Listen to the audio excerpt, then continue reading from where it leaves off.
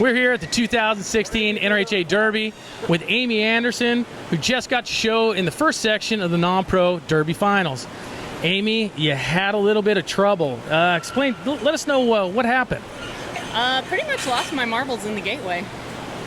Pretty much. And now expand on that. Like exactly what happened. What does losing your marbles totally mean in the reining world? For me, it meant that I just lost my focus. I knew what I wanted to do out here in the warm-up pen. It was great.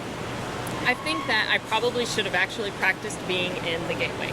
I know that sounds like maybe it's minor, maybe it's kind of silly, but there is a wider part at the top of the, I'll tell you really what was going through my head. So up at the top, it's a little bit wider. Down at the bottom, it's a little more narrow, but it's cooler down there. In my rookie mind, my first time mind, I was thinking, I should be trotting closer to the gate. It's cooler. I didn't want him to be surprised during the run-in. I wanted him to know about that little blast of cold air. So I went down there to trot. My circles were too small. He was starting to get nervous. So I came up to the top of the gateway where I've seen everyone already trot. I don't know why I thought I needed to reinvent the wheel. Came back up there, and then all of a sudden, they're calling my name. The girl's coming out. I don't even know what lead I'm going to lope in on. And it just went, the jitters just went down from there. I ran in way too tight. It's a great little horse, and I didn't do him justice. You know, I learned a lot. Like, as soon as I came out, I think what Brian told me that I hadn't really thought about is when you're at this level, and now we're in the Derby and we're riding for money and not just ribbons. You know, when I went off and made a little mistake there, I was like, oh, it's over. I need to just stop and I need to wrap this up.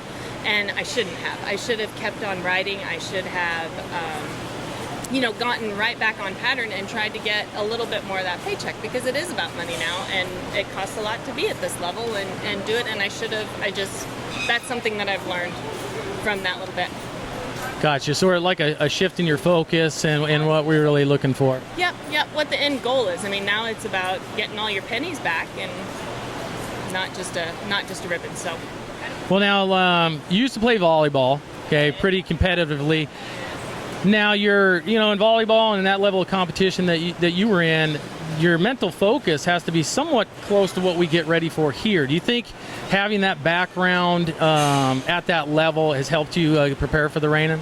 I think it has. I used to envision, you know, each step, like before you'd hit the ball, before you went up for a block, I used to take that step by step, and there's absolutely no reason why I'm not doing that out here. And Dr. Morgan reminded me of that, and he said, you've got to visualize going through every one of those steps. And I got out there and let the nerves get ahead of me. It won't happen again. Not to that level. Well, for sure. Well, that's great. We're really glad that you actually made the finals. You got a good little horse, and we'll be looking to see you on the next one, Amy. Thanks, Joe.